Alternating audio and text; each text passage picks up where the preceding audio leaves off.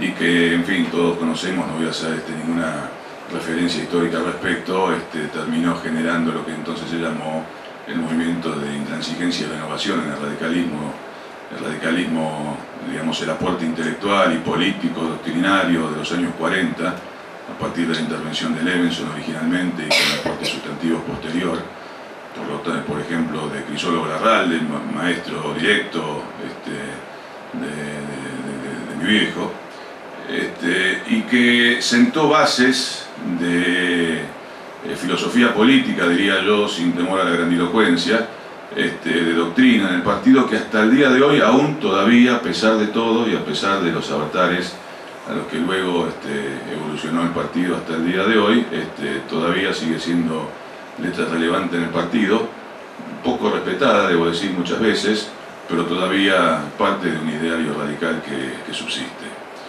En ese contexto, digamos, entiendo que accidente está referido a la excepcionalidad de una gestión en un contexto de gestiones que van del Rodrigazo hasta el periodo que uno quiera tomar referencia, hasta el proceso del 2002-2003, y cito en esto, digamos, la referencia común de priorizar, insisto, un esquema de crecimiento económico en base al mercado interno. Esto es efectivamente un elemento matricial, común, con el proceso del 2002-2003 en adelante. Hay otros que son materia de importante disidencia, creo yo. No voy a interpretar a mi padre, que obviamente no me corresponde, pero me permito una modesta opinión personal al respecto. Pero ciertamente me parecía importante destacar esto. No es un accidente porque no es prioridad absoluta o prioridad exclusiva, en todo caso, una absoluta prioridad exclusiva de un solo partido en la militancia en el campo nacional y popular. Hay efectivamente otras historias, hay una historia obviamente reconocida por todos, seguramente en el radicalismo al respecto, y Grispun es un poco románticamente y un poco brutalmente, un poco hecho por la propia, la aspiración de poder ir a la universidad y luego de graduarse, finalmente haciendo su trayectoria, un producto de aquella militancia, de aquella formación. En esa doctrina se formó Grispun y en el radicalismo fue ese partido el que lo cobijó. Por lo tanto, y cuando digo de él, no es el caso aislado de él. Él fue el emergente en una situación puntual. Pero hay todo un grupo de economistas, por ejemplo, y hay todo un grupo de militancia importante, generacional con él, anterior con él y posterior con él, respecto de él también, que abrevan esa pertenencia. Desde ese punto de vista creo que no se puede considerar un accidente.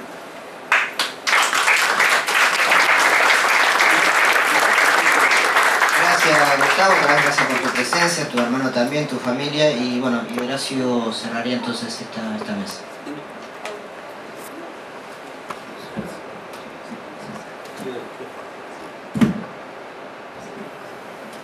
Bueno, por supuesto coincido totalmente con la palabra que dice Grispun hijo, de que fue una consecuencia de toda la vida de don Bernardo, seguro, y que representaba a estos grandes radicales que fueron don Moisés Levenson y su profesor, don Crisólogo Larralde.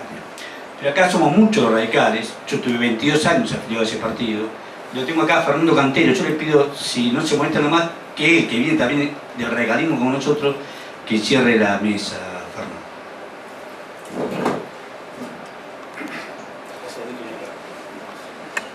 Bueno, muchas gracias. Yo, algo que dijeron, nosotros éramos un grupo que iniciamos la militancia ya por 1982 y no éramos de la coordinadora, éramos de Renovación y Cambio.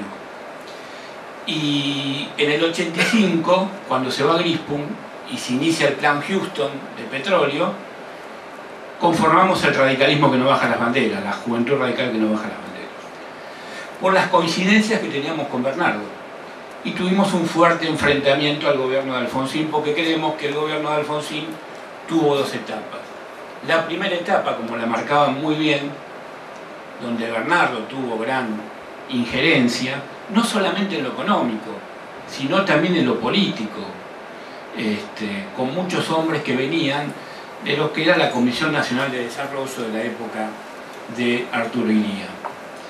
Lamentablemente la coordinadora no siglista y no solamente no ciclistas, sino los que estaban en el cese, que después pusieron a Surril como ministro de Economía, y vino todo lo que vino, transformó al gobierno en algo no querido por los militantes que habíamos iniciado la militancia allá por 1982. Pero quería recordar algo, lo último de Grispum. Yo me acuerdo que nosotros como grupos hicimos un acto en Unión y Benevolencia. Él vino como un espectador más. Hablaba un compañero nuestro y hablaba un economista, Mauricio Prelucker, que era del peronismo, y él se sumó a la mesa. Él en esos días entró como convencional nacional del radicalismo, y Quique Maldonado y yo también éramos convencionales nacionales, y acompañamos un documento de economía que él presenta ante la Convención Nacional, a pesar de que él era hincha independiente y nosotros dos de Racing. Le acompañamos el documento con la firma. Me acuerdo que esa convención salió empatada, él se abstuvo, después hubo un ganador, como siempre pasa, ¿no? Pero bueno, en realidad había empate, una pelea que duró horas a ver quién era el ganador. Y bueno, Bernardo, en el interín de la última reunión de convención, que fue en Mendoza, falleció. Y recuerdo que nosotros estaba también López Murphy, porque no lo veo hoy a Jaco, pero Jaco había peleado para que estuviera Bernardo, porque decía tenían que estar las dos instancias económicas del partido representadas en la convención. Si está López Murphy, obviamente tenía que estar Bernardo, que era la contracara. Y